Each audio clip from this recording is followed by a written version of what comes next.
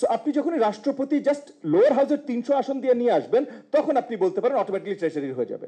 কিন্তু যদি রাষ্ট্রপতি আপনার কি বলেন ইলেকট্রাল কলেজটা আপনি প্রসিদ্ধ করেন বা বড় করেন আর প্রসারিত করেন, যেটা আমরা চেয়েছি একদম ইউনিয়ন পর্যায় থেকে প্রত্যেকটি নির্বাচিত প্রতিনিধি হবেন এই ইলেকট্রাল কলেজের অংশ।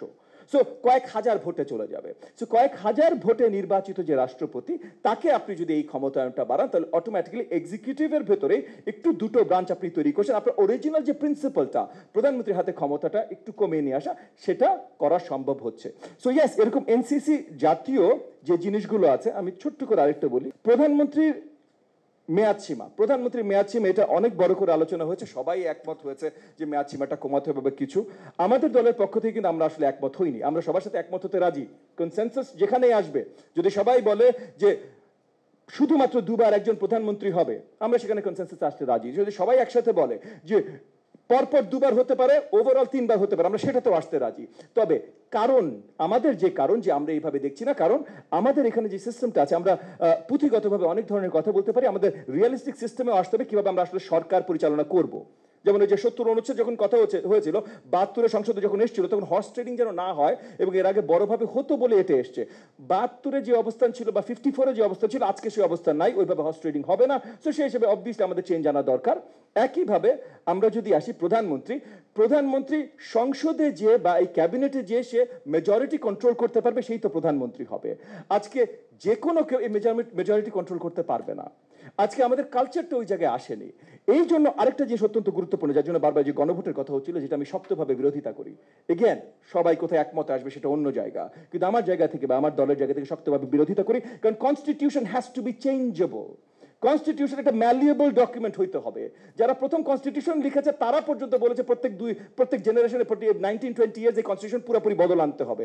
আপনি যদি বদল আনাটা অত্যন্ত মুশকিল করে ফেলেন, তাহলে এই কনস্টিটিউশন লং টার্ম কার্যকরী হতে পারে না। সো এই জায়গা থেকে একটা জিনিস, যে বারবার গণভোট বা এত কিছু এডিশন আমরা করলে কনস্টিটিউশনের চেঞ্জ আনা অত্যন্ত মুশকিল হয়ে যাবে। আমাদের কনস্টিটিউশনের চেঞ্জ কন্টিনিউয়াস আনতে পারা উচিত।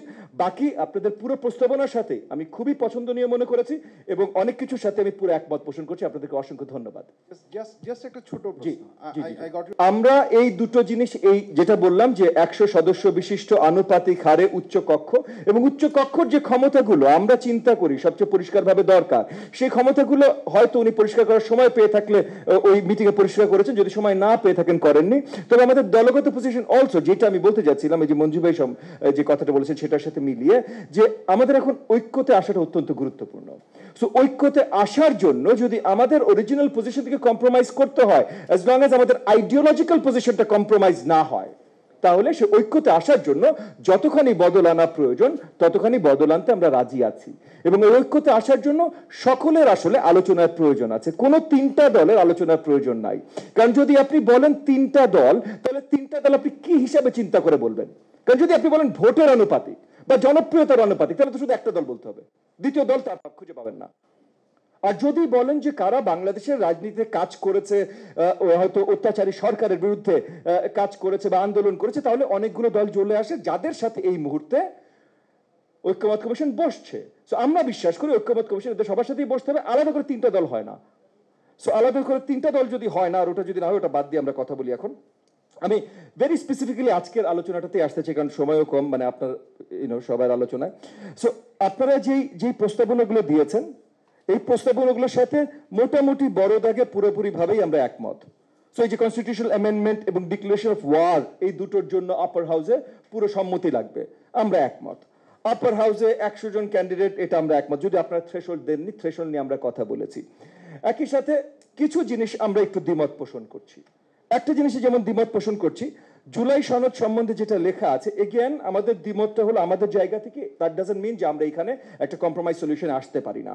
কিন্তু যেটা লেখা আছে আপনার এই যে এজেন্ডা 1 জুলাই সনদ, সেখানে দ্বিতীয় যে পয়েন্টটা, আর্টিকেলটা দেয়া আছে, এই সনদে জুলাই বিপ্লবে অংশগ্রহণকারী ব্যক্তিদের কোন আইনি হয়রানি বা বিচার, আমি ছোট করে বলছি, পুরোটা পড়লাম না, মুখোমুখি না হওয়া সাংবিধানিক সুরক্ষা থাকবে। এটা বেসিক্যালি আপনি একটা ওই যে কি বলো না, মানে এই যে ধরনের জিনিসপত্র আমাদের দেশে এর আগেও হয়েছে, যে অগ্রিম ক্ষমা প্রাপ্তি আপনি একটা দিয়ে দিচ্ছেন। এটার কতখানি আসলে প্রয়োজনীয়তা আছে এটা নিয়ে আমাদের নিশ্চয়ই প্রশ্ন আছে। গিভেন যে জুলাই আন্দোলনে আমরা সবাই সম্পৃক্ত ছিলাম, আজকে আমার সামনেও যারা বসে আছেন আমরা সবাই সম্পৃক্ত ছিলাম, তো সেই জায়গা থেকে আমাদের আসলে কতখানি আইনি সহায়তা এখানে দেখা প্রয়োজন আছে, যেটা শুধু আইনের মাধ্যমে হবে না, কনস্টিটিউশনে আসতে হবে, এটা বড়ভাবে একটা প্রশ্ন তোলার জায়গা নিশ্চয়ই আছে বলে আমি মনে করি। আমি জানি এটা বারবার এসছে যে এনসিপিতে যারা আছেন বা অন্য কোনো দলে যারা আছেন বা আরো কয়েকটা দলে যারা আছেন তারা হয়তো শক্তভাবে এটা চান এবং চাইতেই পারেন, চাওয়ার পুরো অধিকার আছে। আমি আমার জায়গা থেকে বলছি যেটা আসলে কনস্টিটিউশনে থাকার কতখানি প্রয়োজনীয়তা আছে এটা প্রশ্ন তোলাটা প্রয়োজন। একই সাথে আজকে এনসিসি নিয়ে কথা হয়েছে। এনসিসি নিয়ে আমি এমন কথাও শুনেছি অনেকগুলো রাজনৈতিক দলের বলতে যে যদি আপনি এনসিসি পক্ষে না থাকেন বা এনসিসি নিয়ে বিরোধিতায় কোনো কথা বলেন তাহলে আপনি হয়তো ফ্যাসিবাদের পক্ষে কথা বলেন। এই ধরনের আলোচনাগুলো ভুল, কারণ আমাদের ওই যে এগেন আমাদের ঐক্যমতের জায়গা